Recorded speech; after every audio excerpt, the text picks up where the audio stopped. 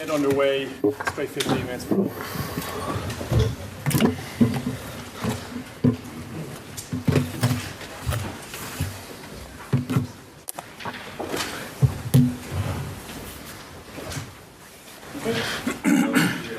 Johnny missing 10 points. Do you expect to go out with a 10-point win? You never really expect too much of anything other than it's going to be a really tight tussle. I think the most frustrating thing was at 27-14 or 27-13 that we didn't keep that margin or grow it. They worked their way back into the game with some defending that we know we can do better, and I'm sure that we will do better. I think Andy Farrell does an unbelievably good job, and I think one of the things about it is that when you do make personnel changes and then you make personnel changes off the bench, we had guys making slightly different decisions. We got a bit disconnected, and it allowed them probably a fair bit of latitude to score tries, and they scored some good ones. Joe, what was I think Johnny was still on the pitch, correct me if I'm wrong, but for Connor stepping up and taking that penalty, what was the discussion that was held on the pitch? Johnny just got a knock. I don't know if you noticed, but he decided he was going to carry today and play like a big man, which he did admirably down in the right-hand corner at one stage, where he picked and went and probably got about 2 or 3 metres forward in the lead up to Cairns' try. So he probably had a bit more contact than he normally does.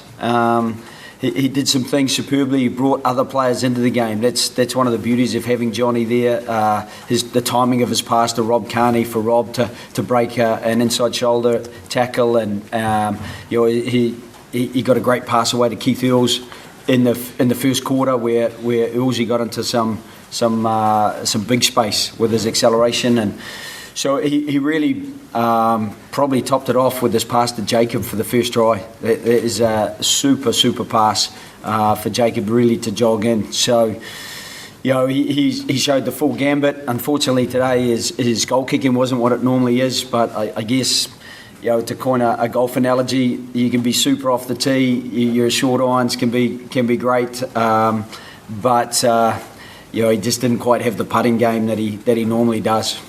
What's the extent of Johnny's knock? He just got a bit of a dead glute, so he kind of copped a knee in the backside really. So again, at that stage of the game, he could have stayed on and played on, but again, we've got a lot of confidence in Joey Carberry, and we just felt that we want to keep growing the group, and it was a good opportunity for Joey. In his test debut, he came on with 20 to go against the All Blacks and guided us home. So we felt that he was well enough placed to go and control that last 5 minutes. I think Conor Murray as well. Yeah, Conor just got his foot trapped. I think you probably would have seen it, and twisted awkwardly. But he's walking without any problem at all. He finished the game. He ran fully, changed angles fully. So I can imagine it will be a little bit sore, and it's incredible what these guys will do to get out of training on Tuesday. So he and Johnny might get Tuesday off, but I'd have to, on the other hand, say they've well and truly earned it. Is it a relief to have another break now before the final 2 games, to take stock of what you have and who's there and who's not? Yeah, it's great. I think the way that the championship is run, it is great. Sometimes you get drawn with a really big game in the middle week, and either side of that, it gives you a good preparation window where you can get a game plan together, get clarity about what you're going to do, and then it also gives you, after that big game, a little bit of recovery time. What particularly pleased you about the tries and how you got it? Was it stuff that you worked on in training that had come to fruition out on the pitch? Yeah, I think some of it was from set plays. You would have seen, when Keith went through, or a couple of the other ones. Some of it came from just rolling our sleeves up and having options on attack. A couple of times I felt that we maybe kept it too tight for too long, and we could have maybe gone to the edge. But they're kind of looking for that as well. They fill the field with their defence, and if you make more than 2 passes, that's exactly what they're trying to talk you into, because that's when they're more likely to get you. Probably the biggest frustration was that we got the ball ripped off us twice in that first half, when we really had some fantastic pressure on and had to go back 70 metres to start again. Joe, what did you think of Johnny's decision to run that penalty later on? Look, I back him 100%. He felt that they could score, and we can't get too much closer than what we did without scoring. At the time, or in retrospect, he might look to kick that goal as Connor did toward the end, to give that 10-point margin and take a bit of pressure off.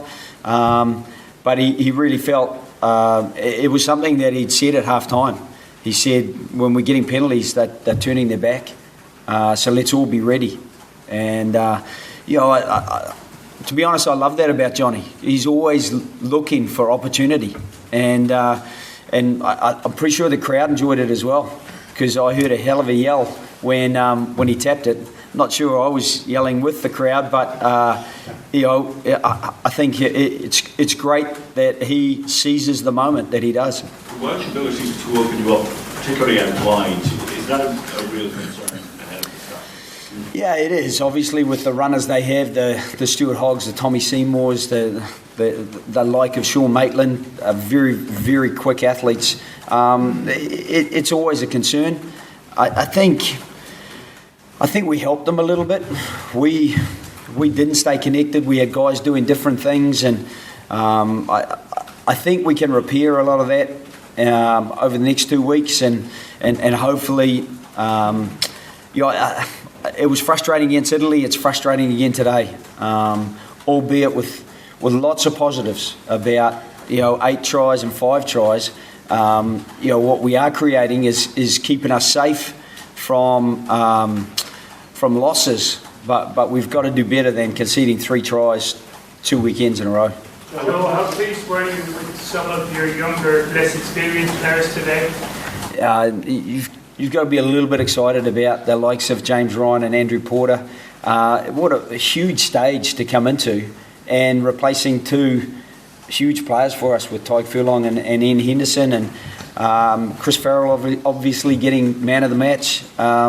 It's exciting to see that as well, when I think it was pretty well documented that Jared Payne is unavailable, that Robbie Henshaw, that Gary Ringrose, and you've got a guy who steps up and grabs man of the match. And I think he was really well supported by Bundy Aki out there, who's got a handful of caps, and Jacob Stockdale, who's got a handful of caps and 8 tries. He certainly has a nose for the try line. Rory, 3 from 3. What will you look at, in this break? Like plenty of pros and a few cons as well within the last 3 games. What will you be looking at before Scotland come here?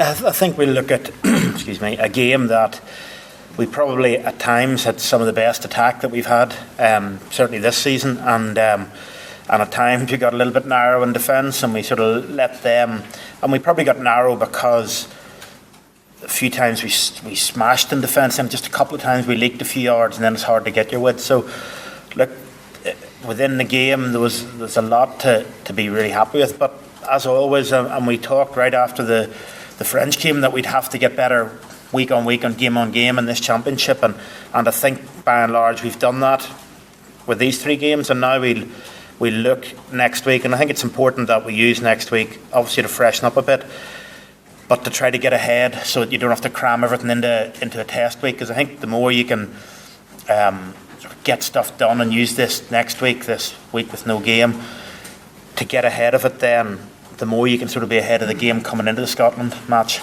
Rory, in relation to your ultimate goal, which is obviously winning the Grand Slam, what was said after the game in the dressing room? Look, I think it's, while we maybe didn't necessarily set out to get maximum points, we always know that when the opportunities arise, and if we get ourselves in a position to take those, that we do. So I think to come out of that game with maximum points, and look, Wales were coming here having won 1, lost 1, so they knew that their championship was probably in the balance. And when you get a team that's desperate to win, sometimes it it can be very, very difficult to break down, and it proved that at times, but at the same time, to get the maximum points out of that is something that we're really happy with. And we don't look beyond the next game, and it's boring and it's a bit cliched, but ultimately that is what is really good about this group, is that we don't look. Obviously you have long-term goals and everyone sort of knows where we want to go, but it is all about the next game and how we can now recover in order so we can prepare for it.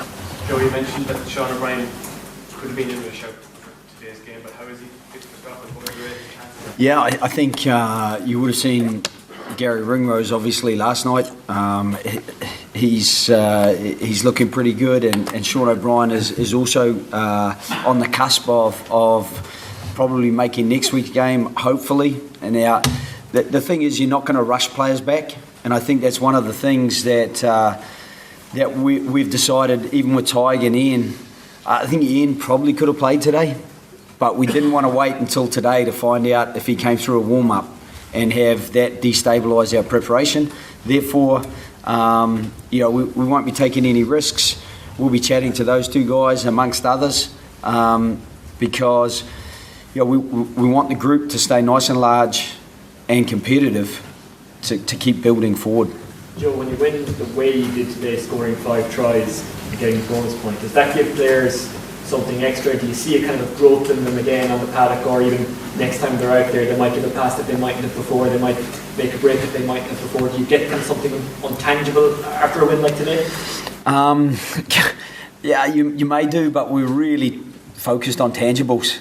We're pretty pragmatic about making sure that we get what we get right, and that makes a difference. So I totally agree that confidence, it's a fickle friend, and it's more likely to befriend you when you've opened a team up a number of times.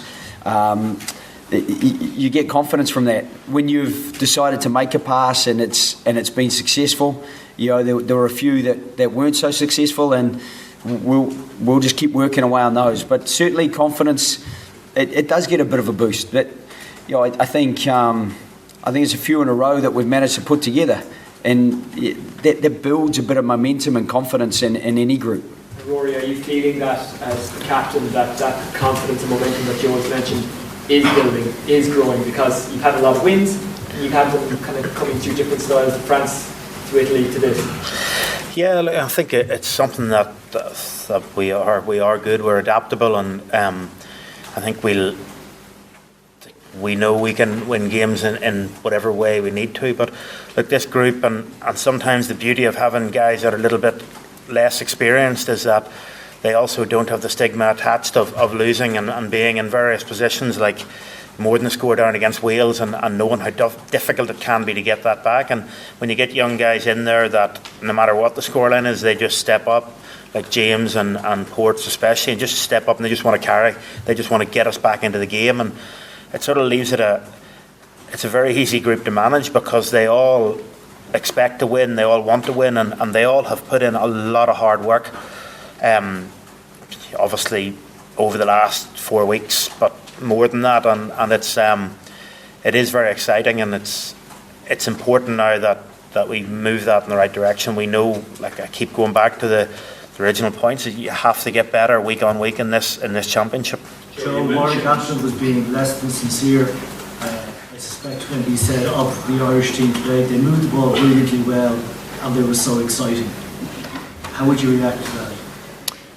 Look, I played with Getz. I've known him for a long time, and we've been sparring partners for a while at the same time. I would offer the same thing. I thought they were pretty exciting. I thought we helped them be exciting sometimes, which isn't something we're trying to do at all. But I think other people make assessments.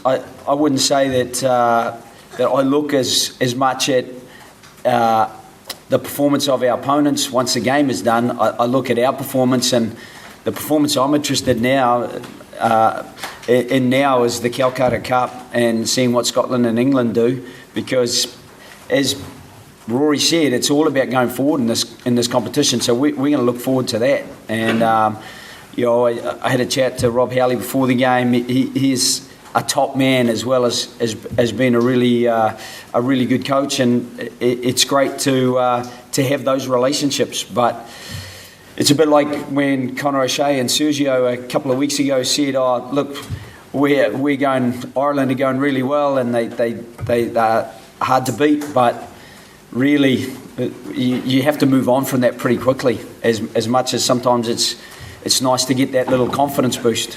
Joe, what's the situation with Keith Earls? He came off around the arm. Is he okay? Yeah, he's good.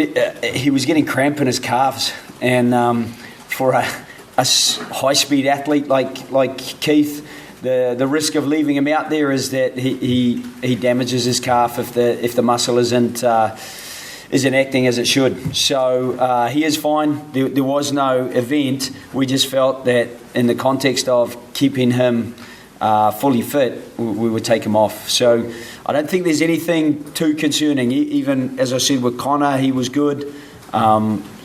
So I think we've come out for such a high ball and play game, and with so much play in it, we've come out reasonably well. Joe, I just ask you about Chris Farrell. What was it like to play with Chris Farrell out there? He seemed to provide a lot of go forward ball.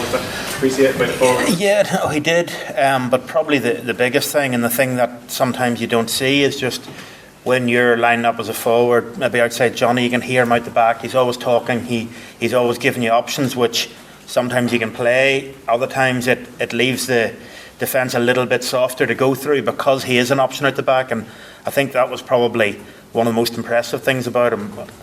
I obviously from his time at Ulster know how big he is, how good a carrier is, and how good his handling is, but his communication out there was superb. Joe, the hype's obviously going to ramp up even more about it, Grand Slam, decider and Twickenham. How do you keep a level head with this squad? Yeah, it is actually a lot easier for us than it is externally, probably, because we do live in a bit of a bubble through the championship, and every Tuesday we train in the morning and players leave Tuesday afternoon, and that's when they might be exposed to a little bit more of the hype, because they have effectively Wednesdays. It's a down day. They go back home and have a day off, and it allows them to freshen up. And so we try to break the rugby focus into early part of the week, later part of the week, and once we're in those two parts of the week, it's relatively easy. This week is a little bit more awkward. We break up on Tuesday, and then they get a few days off, and then we'll come in and work again. But in the early part of the week, they won't get too excited about what we've done, because we've got a few things planned for them. You may well see at the open session that they have to roll their sleeves up and work hard again. And see, Bestie, he's up for that. A few of the boys have already cried off, but Bestie's up for it. Okay, guys, you're there. Thanks. Cheers, thanks. Thank you. Yeah, that's a relief.